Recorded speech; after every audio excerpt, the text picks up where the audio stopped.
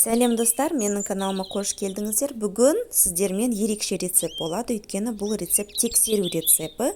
Интернеттен мен осындай чебуректің рецебін көрдім, және де сіздермен бірге соны тексереміз. Рецепт бойынша 500 грамм ұн керек, 200 грамм ыстық қайнап тұрған су, өсімдік майы, тұз, фарш, 2 жуа, су және де бұрыш. Ал енді рецебімізді тексеріп көрейік. Ыстық суға тұзымызды қосып жақсылап араластырамыз. Тұзымыз еру керек. Одан кейін май құямыз да, дағы да араластырамыз. Енді ұнның ортасын ашып, осы суымызды құямыз. Құямыз да қасықпен бірінші араластырамыз. Қасықтың көмегімен араластыру қиындаған кезде қолдың көмегімен араластырып көрдім. Негізі бұл жерде қамыр өте қатты болып шығады, тығыз болады. Шын айтсам, қамырдың консистенциясы маған ұнаған жоқ. Өйткені өте қатты болады және тығыз болады. Сол себептен мен барлық ингредиенттерді, дұрыс ингредиенттерді осы видеоның астына, описанияға жазып кетем, сол жерден қараңыздар. Мен негізінде тағы да 50 грамм су құйдым да, содан кейін ғана менің қамырым эластичный жақсы болып шықты. Сіздерге де солай жасауға кеңес беремін. Міне қамырымыз дайын болды. Енді қамырымызды целлофанный мешочкқа салып, жылы жерге қойып қоямыз. Оған дейін фаршымызды жасаймыз. Салмасында негізі бір ғана пияз қосылған. Рецепт бойынша мен 2 пияз қостым. Негізі пиязын көбірек қоссаңыздар, фарштарыңыз өте дәмді болады. Және де пиязды міндетті түрде блендерден өткізіңіздер. Сол кезде пияздың өзінің сөлі шығып, сіздердің фарштарыңызға қосқан кезде фарштарыңыз сондай шырынды болып, өте дәмді болады.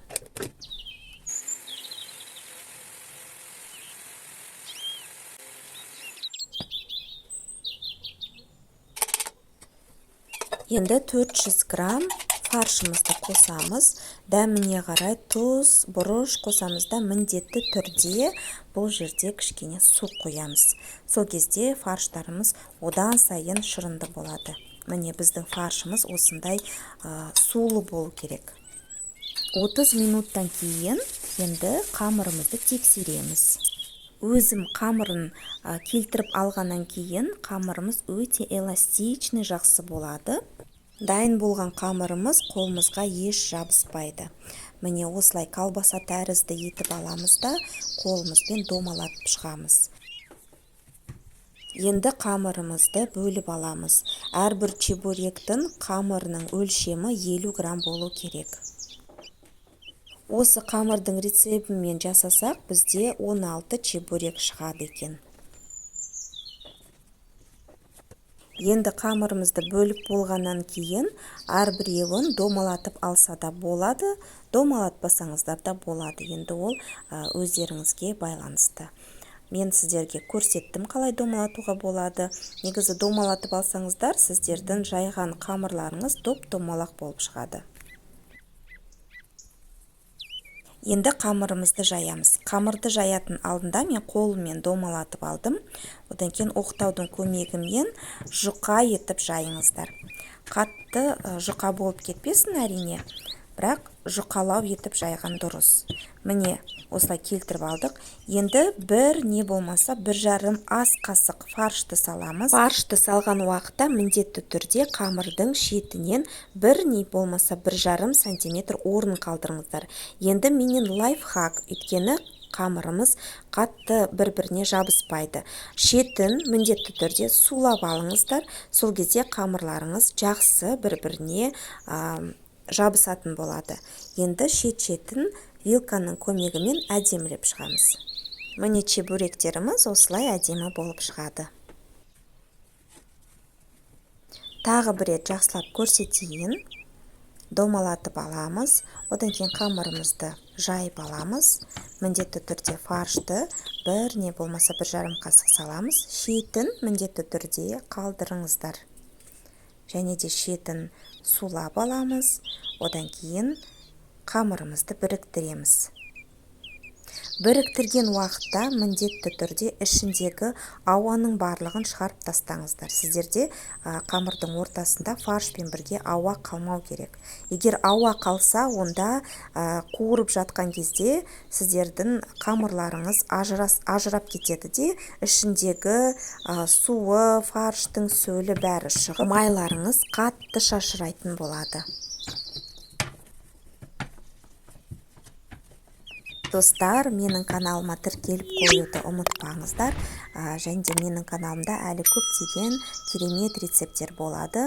Сонымен қатар өздеріңіздің достарыңызбен, туысқандарыңызбен менің каналыммен бөлісіп отырыңыздар.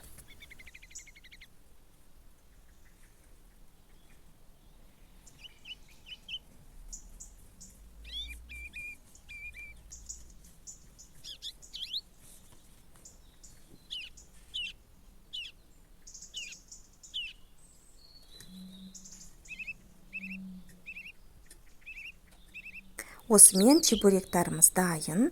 Енді қызып тұрған тапаға тағы да менен лайфхак. Мен міндетті түрде бірдеңені қуыратын кезде міндетті түрде осылай пергамент қағазын салып қуырамын. Сол кезде сіздердің майларыңыз шашырамайды, және де сіздерге табаны жуып та керек жоқ. Жай ғана сүрте салсаңыздар да болады. Енді чебуректерімізді осылай майға қуырып аламыз. Және де сіздердің пергамент қағаздарыңыз өте сапалы болу керек. Егер де сапасыз болса, онда пергамент қағазына сіздердің чебуректеріңіз жабысып қалуы мүмкін, және де қағаздарыңыз жыртылып кетуі мүмкін. 1-2 минуттан кейін чебуректің асты жағы піседі, қызарып. Сол уақытта міндетті түрде мұқият болыңыздар, қамырды жыртып алмай ауыстырамыз. Егер де қамырларыңыз жыртылып кетсе, онда майларыңыз шашырап кетеді. Өйткені фарштың сөлі шығады майға, сонымен майларыңыз шашырауы мүмкін.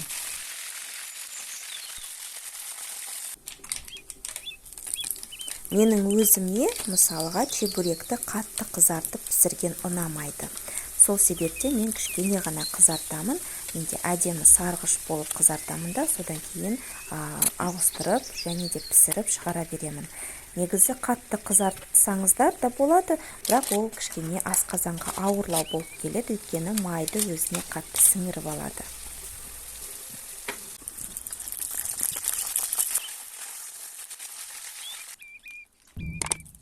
Міне осымен біздің чебуректеріміз дайын болды. Міне қараңыздар, өте әдемі сарғыш түсті болып шықты.